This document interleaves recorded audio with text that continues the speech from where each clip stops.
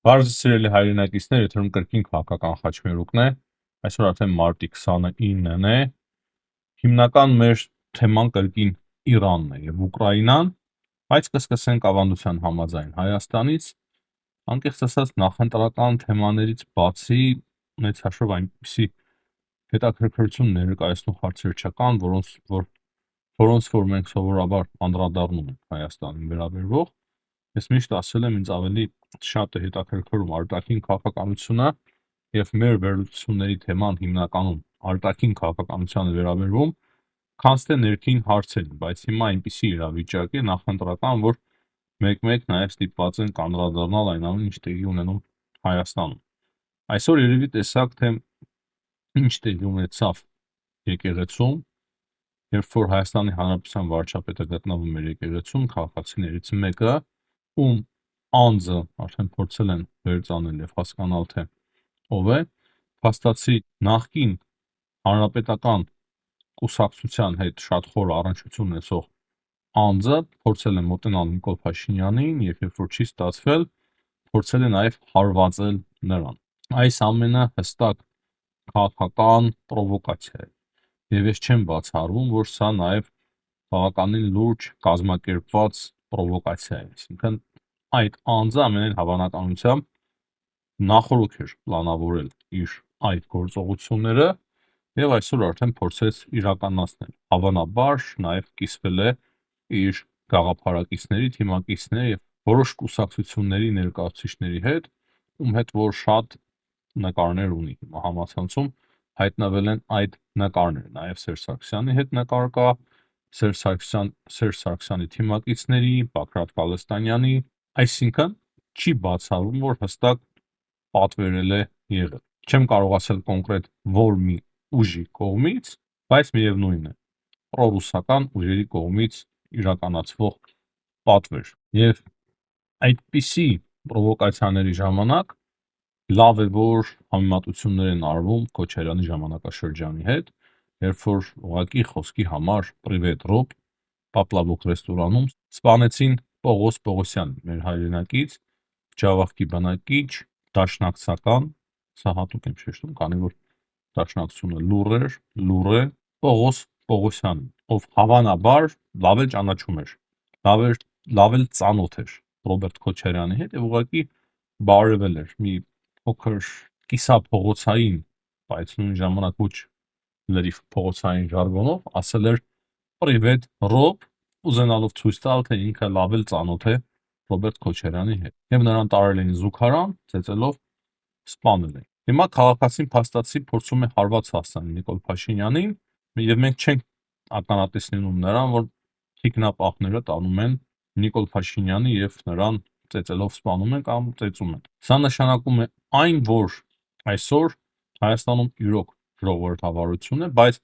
կրկնեմ, մենք չպետք է շփոթենք այդ ժողովրդավարությունը թուլության, անիշխանության, անօրենության հետ։ Ես կարծում եմ, որ տվյալ քաղաքացին, կարծում եմ չհամոզված եմ, և այդպես պետք է լինի յուրաքանչյուր մեկի հետ, ով որ խախտում է իրավունքը, տվյալ քաղաքացին պետք է պատասխանատվություն կրի օրենքի տառին համապատասխան։ Եվ դա պետք է լինի հանրային, բոլորը պետք է իմանան, թե ինչպես կոնկրետ օրենքով պատժվեց տվյալ անձը։ Այս հարցի վրա գիտեք ինչու եմ մի փոքր շատ ուշադրություն դարձրել, այդպիսի միջադեպերը, նախադեպեր են ստեղծում և նախադեպեր են ստեղծում, որ վաղը մյուս օրը ավելի ու ավելի վտանգավոր քայլերի դիմեն ընդդեմ Հայաստանի իշխանությունների, ղեկավարությունների։ Այսինքն հստակ օրինակ են ծառայում մնացած քաղաքացիներին, ովքեր որ ընդդիմադիր հայացքներ ունեն և ասում են, որ տեսեք, ոչ մի բան ձեզ հետ չի լինի, ոչ մի խնդիր չունեք, ոչ ոք ձեզ պատժի չի ենթարկի, եթե դուք փորձեք հարձակվել, հարվածել, կրակել Հայաստանի Հանրապետության իշխանությունների վրա։ Դրա համար ասում են, որ օրենքով շատ կոշտ պետք է պատժի պետք է ենթարկվի տվյալ անձը, քանի որ նման դեպքերը նույնպես բացասական կարող է ազդել ընտրությունների արդյունքների վրա։ Դե լավ, անցնենք մեր կողմից ավելի շատ սիրված թեմաներին, բավարարվենք այս կանով Հայաստանի ներքին քաղաքական հարցերին անդրադառնալիս։ Կարծում եմ իրենք շատ կարևոր հեռախոսազրույց է տեղի ունեցել Արարատ Միրզոյանի և Աբբաս Արաքչիի միջև, Հայաստանի և Իրանի արտգործնախարարների միջև զրուցակիցները մտքեր են փոխանակել Մերձավոր Արևելքում վերջին զարգացումների իրավիճակի հանգուցալուծման հասնելու հնարավորությունների շուրջ։ Նախարարները անդրադարձ են կատարել հումանիտար բնույթի բազմակողմ հարթակներում առկա հարցերին։ Շատ բան չկա մեծ հաշվով այս հաղորդագրությունից, բայց կոնտակտները կա և խոսվում է այս կոնֆլիկտի հանգուցալուծման հնարավոր ուղիների վերաբերյալ, հումանիտար օգնության մասին է նաև խոսքը։ Ես չեմ կարծում, որ Հայաստանը կարող է ինչ-որ կարևոր դերակատարություն ստանձնել, միջնորդի դերակատարություն ստանձնել, այսինքն Հայաստանը շատ փոքր և թույլ երկիր է այդ առումով, չնայած շատ խորը և լավ կապեր ունի Ամերիկայի Միացյալ Նահանգների հետ, տեսնենք, թեթև ինչ-որ միջնորդական առաքելություն, թեթև ինչ-որ դրական քայլեր կարող է և կարողանան անել մերոնք, բայց շատ մեծ հույսեր չկա։ Եվ նաև մենք տեսնում ենք, որ Պակիստանը այս առումով հիմնական կարևոր այդ առաքելությունը իր վրա է ստանձնել։ Երեկ Պակիստանի վարչապետը հանդես է եկել հայտարարությամբ, նա 1 ժամից ավել խոսել է Իրանի նախագահ Մասուդ Փեզեշքիանի հետ,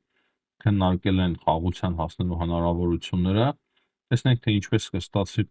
Պակիստանի այս նախաձեռնությունը։ Պակիստանը մեզ հայերիս համար շատ անընդունելի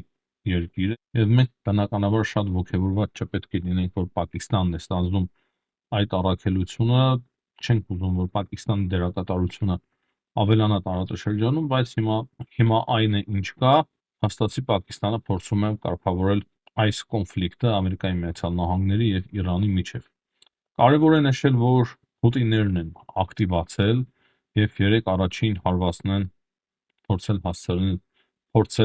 հասցնել Իրանին, բայց չնայած որ առաջին հարվածն են փորձել հասցնել Իսրայելին, բայց չնայած որ Իսրայելը օդում խոցել է Եմենի հութիների այդ հրթիռը, հիմա Եմենի հութիները խոստանում են Բեյլ էլ-Մանդեբի նեղուցը փակել, որտեղից որ անցնում է համաշխարհային նավթի այդ առևտրի 12%-ը։ Սա բնականաբար տեղի ունենում Իրանի հետ կոորդինացված։ 2 օր առաջ էր կարծեմ, խոսում էինք այն մասին, հաղորդում էի պատրաստել, որ Իրանը փորձում է այդ նեղուցը փակել, որպեսզի նավթի գները էլ ավելի բարձրանան, էլ ավելի մեծ ճգնաժամ սկսվի աշխարհում։ Եվ ասեմ, որ իրոք տնտեսական ճգնաժամը ևս կարծես թե մոտենում է Իրանի տվյալ գործողությունների պատճառով։ Հորմուզի նեղուցը փակ է, հիմա եթե այդ նեղուցն էլ փակվի, դա արդեն շատ մեծ և լուրջ խնդիրներ կստեղծի ամբողջ աշխարհի համար։ Հիմա խոսենք այն մասին, թե ինչ ընթացքի մեջ է պատերազմը։ Իրանը հայտարարում է, որ նոր հրթիռներ է սկսել կիրառել ընդդեմ Իսրայելի, ինչ որ շատ ավելի մեծ, ծանր հրթիռներ են։ Իսրայելը ունի որոշ դժվարություններ այդ հրթիռները որսալու համար։ Սրանից առաջ էլ նոր հրթիռներ էին սկսել կիրառել, կասետային հրթիռների նման հրթիռներ էին, որոնք որ Իսրայելի օդում բացվում են և արդեն Իսրայելի հակաօդային պաշտպանությունը չգիտի, թե որին և ինչպես հարված է։ Այսինքն ինչ-որ նորանոր հրթիռներ են սկսում օգտագործել, որոնք որ մինչև հիմա պահել էին։ Հաղորդվում է, որ այդ հրթիռներից մեկը հարված է հասցրել Իսրայելում Բեն-Գուրիոն օդանավակայանին։ Եվ էլի տարբեր քաղաքներում, տարբեր վայրերում հրթիռներ են ընկնում կամ հրթիռների բեկորներ։ Դրանից բացի երեկ հաղորդվում էր այն մասին, թե իբր Դուբայում հարված է հասցվել ուկրաինական հատուկ զինվորական խմբին և այն պահեստներին, որտեղ որ հակադրոնային դրոններն էին Ուկրաինայի տեղակայվել, հիմա պահվում էին այդ դրոնները, հիմա կան այդպիսի դրոններ Դուբայում և Իրանը հայտարարում են, որ իրենց հաջողվել է հասցնել հարված այդ պահեստին և դրա հետ մեկտեղ նաև ուկրաինացի զինվորականներին, մասնագետներին։ Ուկրաինայի արտգործնախարարությունը հերքել է այդ լուրը, ասելով, որ որևիցե հարված չի կարողացել Իրանը հասցնել այդ ուժերին։ Դե Ուկրաինան իրոք բավականին լուրջ ձևով մասնագիտացված է այդ հարվածներին հակազդելու, և չեմ կարծում, որ Իրանը շատ հեշտ կկարողանա հարված հասցնել ուկրաինական ուժերին, մասնագետներին Դուբայում չէ, որտեղ որ լինեն, քանի որ ամեն օրվա ռեժիմով Ուկրաինան պայքար է մղում և շատ լավ գիտե, թե ինչպես պայքարի այդ դրոնների դեմ, այդ հրթիռների դեմ չեմ բացառում, որ նման բան կարող է տեղի ունենա, բայց ավելի շատ դժվար կլինի Իրանին հասցնել այդպիսի ուժերին հարված, քան ինչ որ այլ կարևոր օբյեկտների, նույնիսկ Ամերիկայի Միացյալ Նահանգների կարևոր ռազմական օբյեկտների են իրենք կարողանում հարված հասցնել։ Օրինակի համար Սաուդյան Արաբիայում երեք շատ կարևոր ինքնաթիռ են կարողացել խոցել իրանցիները։ Խոսքը օդային վաղ նախազգուշացման կառավարման ինքնաթիռի մասին է, շատ թանկարժեք, շատ կարևոր եզակի ինքնաթիռներից մեկն է, որը որ խոցվել է փաստացի Իրանի կողմից օդանավակայանում։ Այդպիսի ինքնաթիռները թվականակով շատ չեն, եւ այստեղից նույնպես մենք կարող ենք փաստել, որ որոշ հաջողություններ ունի Իրանը, այնպես չէ, որ որոշ հաջողություններ չունի։ Իրան նաև հարված է հասցրել Կուվեյտի օդանավակայան երեք։ Բայց դա չի նշանակում, որ Իրանի գործերը լավ են։ 3 ամբողջ օրվա ընթացքում բազմաթիվ ավիահարվածներ են հասցվել Թեհրանի օդը փաստացի գրեթե անպաշտպան է, չնայած որ Իրանից հնչում են տարբեր հայտարարություններ այն մասին, թե իբր նրանց հաջողվում է խոցել F-35 ինքնաթիռներ, F-16 ինքնաթիռներ, դրոններ, բայց մենք տեսնում ենք նաև կադրերական հաստատող, որ հիմնականում Իրանի օդը անպաշտպան է, որոշ անօդաչու թռչող սարքեր իրոք կարողանում են խոցել իրանցիներ։ Իրենց համար դա շատ մեծ հաջողություն է, բայց մենք տեսնում ենք, թե ընդհանուր առմամբ ինչքան բաց է Իրանի օդը։ Ուղղակի շատ գրաքետ են նրանք նաև մեդիա պայքարը պատերազմը վարում, իրական փաստեր են մեկ-մեկ ներկայացնում իրենց ռազմական հաջողությունների, իրանցիների մասին է խոսքը, բայց մեկ-մեկ էլ տարածում են հատուկ միտումնավոր ապատերեկատվություն։ Հիմա Իրանի համար ամենամեծ խնդիրը դարձավ այն, որ Ամերիկայի Միացյալ Նահանգների հատուկ ջոկատայինները ծովային հետևակը արդեն թվով 3500 հոգի արդեն հասել է Մերձավոր Արևելք։ Ցանկացած պահի նրանք կարող են անցնել շատ լուրջ գործողությունների։ Դա ամենապատրաստված, ամենաէլիտար ստորաբաժանումներից մեկն է Ամերիկայի Միացյալ Նահանգների։ Դրանից բացի Մերձավոր Արևելք են գալիս թվով 2200 ծովային հետևակային այլ մեկ խումբ է մոտենում Մերձավոր Արևելքին եւ ելի տարբեր տեսակի ստորաբաժանումներ։ Ընդհանուր թիվը նրանց կարող է կազմել մոտ 9000 հոգի։ Շատերը ասում են, թե 9000-ը ինչ կարող է անել 1 միլիոնի դիմաց։ Այստեղ պարզ է մեկ բան, որ մեծ ցամաքային գործողություն, ինչպես որ Իրաքում տեղի ունեցավ, այս պահի դրությամբ դժվար թե Ամերիկայի Միացյալ Նահանգները պլանավորում է ընդդեմ Իրանի։ Սակայն այդ զորքերը բավարար են, որ նրանք կարողանան գրավել մի քանի կղզի եւ որոշ շրջաններում վերահսկողություն հաստատեն Իրանի եւ փորձեն Իրանից դուրս բերել հարաստացված ուրանը։ Այսինքն հետաքրքիր հատուկ գործողությունների կարող ենք ականատես լինենք Իրանի հողի վրա։ Հատուկ գործողությունների, հատկապես ատոմային օբյեկտների նկատմամբ եւ կղզիների, որոնցից որ Իրանը փորձում է վերահսկել Հորմուզի նեղուցը, բայց չեմ կարող 100%-ով ասել, որ այդ գործողությունը անպայման տեղի կունենա։ Բայց արդեն իրանական կողմը նույնպես խոսում է, որ նման բան կարող է տեղի ունենա։ Իրանի խորհրդարանի խոսնակ Գալիբաֆը, ով փաստացի հիմա դարձել է Իրանի ղեկավարը, վերջերս շատ ենք նրա անունը տալիս, վերջերս ամենաշատը ինքն է հանդես գալիս հայտարարություններով, ասում է, որ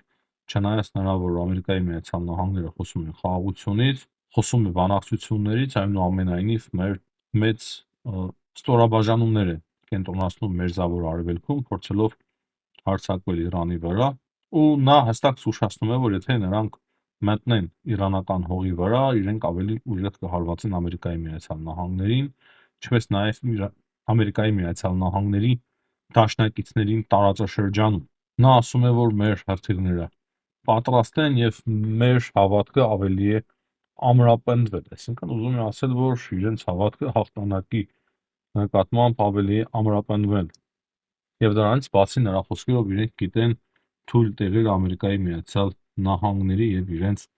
դաշնակիցների, խոսում է, որ կարողացել են խոցել F-35, կարողացել են հարձակվել Ամերիկայի Միացյալ Նահանգների ավիակիրների վրա, ասում է նրանց հեղինակությունը շատ է տուժել այս պատերազմից։ Հիմա հետաքրքիր այն է, որ Թրամփը դառնում է օրեցօր ավելի տարօրինակ, այնպիսի հայտարարություններ է անում, օրինակի համար Սաուդյան Արաբիայի արքայազնի մասին շատ վիրավորական հայտարարություններ է արել, թե որտեղ է իրեն տաճու, նույնիսկ մեր եթերում չեմ ուզում դրա մասին խոսել, բայց այս ամենից մենք հասկանում ենք այն, որ Սաուդյան Արաբիան, Միացյալ Արաբական Էմիրությունները եւ էլի շատերը բավականին լուրջ մտահոգված են նրանով, որ Իրանը կարող է հարված հասցնել իրենց էներգետիկ համակարգին, ինչպես որ սպառնում է, հիմա արդեն սպառնում է Իրանը, որ կարող է հարվածել կրթական համակարգին, որի հետ որ կապ ունի Իսրայելը, Ամերիկայի Միացյալ Նահանգները, հիմնականում Ամերիկայի Միացյալ Նահանգները, այդտեղած ուսումնական հաստատությունների հետ կապ ունի եւ ասում են, եթե Ամերիկայի Միացյալ Նահանգները չզղջան, մինչեւ կեսօր հայտարարությամբ հանդես չգան, որ իրենք զղջում են հարված հասցնելու Իրանում դեպրոցի վրա հարձակվելու համար, ապա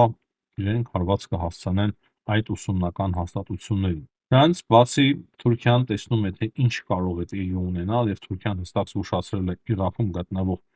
քրդերին, որպեսզի նրանք չմտնեն գործողությունների մեջ ընդդեմ Իրանը, եթե սկսվի ցամաքային գործողություն Ամերիկայի Միացյալ Նահանգների կողմից։ Եվ այդ թուրքական պարբերականի տեղեկություններով, եթե քրդերը մտնեն գործողությունների մեջ, ապա Թուրքիան նույնպես կմտնի ռազմական գործողությունների մեջ արդեն ընդդեմ քրդերի։ Եվ վերջում մի քանի խոսքով անդրադառնանք Ուկրաինային։